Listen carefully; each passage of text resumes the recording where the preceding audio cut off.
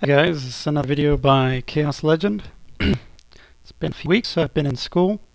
Um, Gotten a chance to play the new set somewhat on the MTGO beta test that I tend to do.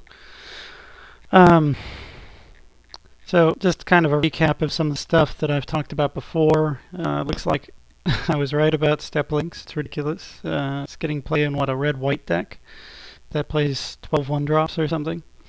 It's good in draft, which is obvious. It's a very aggressive draft format. Defensive strategies don't work very well. They're doable, but you'll be the one or two guys at the table, not the half of the table doing it.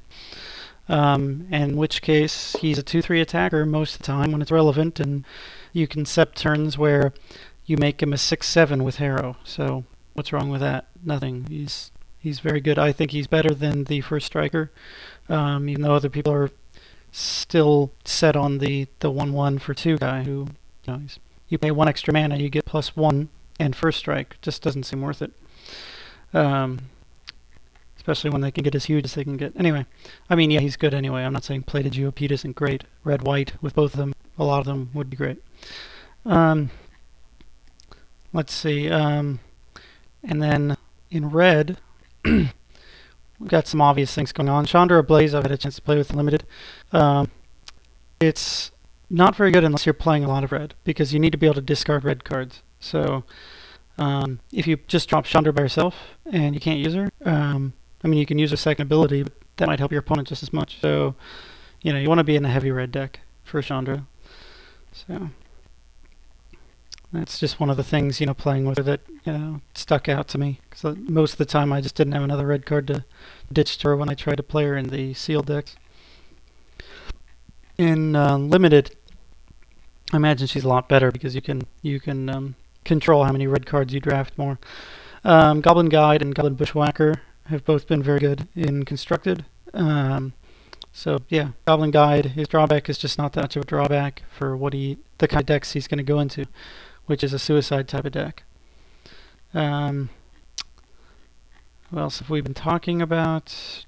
In red, Obsidian Fireheart's not broken, but that was obvious. Plated GOP still really good, obviously. Ruinous Minotaur appears to be swingy in limited. Sometimes really good, sometimes not so much, but always solid. I think, he's always a good card to have. Let's see. The Warren Instigator, I haven't seen be getting a lot of play. The Shrines, Zektar Shrine Expedition, I think I kind of agree that this is a mildly good card. It's not, it's filler or solid, but it's certainly not amazing like some people think it is. It's a horrible top deck, and if it takes up your 2-drop, then your aggressive strategy isn't doing anything on turn 2, so that's not necessarily great. In green, we've got a few cards. Gigantiform is ridiculous a lot of the time. It just wins games, so it's one of the few times a creature enchant seems to be in that category. Obviously, they can kill it in response or whatnot. It'll be bad, but you just put it on a little guy. Frontier Guide is probably only good in landfall decks. Let's see. Kalani Hard Expedition, I agree. It's good in decks where you have Harrows, but otherwise it can be pretty bad. Now back to Lotus Cobra. A lot of people are saying, oh well, it didn't get play in a lot of decks in this, this time around, and everyone uses the example of, everyone thinks they can get an ultimatum off, third turn with this, and that's just not going to happen very often. That's not the deck that Lotus Cobra is intended for. So that example is a ridiculous example because you're giving the example, an extraneous example that shows what, it shouldn't be doing in the first place. And then you're saying, oh, well, it fails in that situation that it shouldn't be in the first place, right? So therefore it's not a good card. It's ridiculous. Lotus Cobra is a good aggro and mid-range card. It's not a, it can be a good control card, but it's a control card that's good for like tempo, like blue-green. I use mana on my turn, but I still have mana on your turn. Efficiency, not I place. It's not a, it's not a tooth and nail card. It's not a Dragonstorm card. It's not there to get some huge effect off and win that way. So it's just silly. If people are trying to do that, then maybe that's why it hasn't gotten too much play yet. But if I was going to play like a black-green deck with Maelstrom Pulse and Vampires, I would probably play Lotus Cobra. If I'm playing a Baneslayer deck, green-white, I'm going to play Lotus Cobra. It's still a ridiculous card. There's a lot of these kinds of cards like Chrome Mox. When they first come out, people don't really use them correctly, and they don't get a lot of play for a while. But later on, people figure out how to fit them into decks correctly and get their mana cursor right so they're not flooded or they have enough mana, etc. It takes a high degree of skill to play with them well. So Lotus Cobra is best with a deck that wants to get its 5-drops out. So Lotus Cobra plus Planeswalkers is good, usually. 4 and 5 mana Planeswalkers. Anyway, so see this to get more and more play. People realize that, yeah, it's ridiculous, or re-realize, or anyway.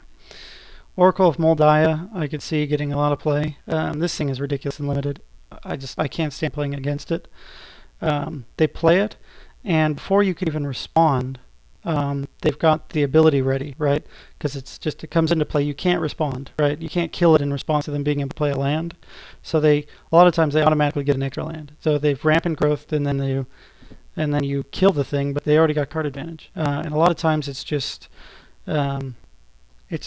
ridiculous. It's like Future Sight and Azusa. Like half of Future Sight and half of Azusa, and for less mana than Future Sight. When you see it played, I mean, it's just dumb, and I mean, you have to kill it or you're gonna lose. It's crazy good. I mean, it's pretty vulnerable though, so it's all right. I haven't seen Scoot Mob played too much, but I mean, Scoot Mob is a card that may not be the best right now because this is not a control era, and everyone's focused on killing creatures anyway, so they're running a lot of creature kill. In former days when we had a lot of control decks, it would have been a lot better. But right now, I think it'll still get a lot of play. It's just gonna, it's gonna be more narrow kind of decks. Let's see, Vines of Vestwood. Okay, so that's most of the green cards that I'm concerned about when I play limited and whatnot. Harrow's probably a first pick if you want to go there. Black. So everyone wants to play black, I guess. Bloodchief Ascension, yes, it's amazing. Play it. Bloodseeker's fine. He looks bad to me, but he seems fine. Let's see, Crypt Ripper's obviously good. Desecrated Earthknot. Disfigure's amazing. Gatekeeper of Malakir bothers me because a lot of people play him in 2-color decks where they're not playing an abundance of black, and sometimes they just get it on turn 3 and it's really good, and other times they're playing it on turn 6 or 7.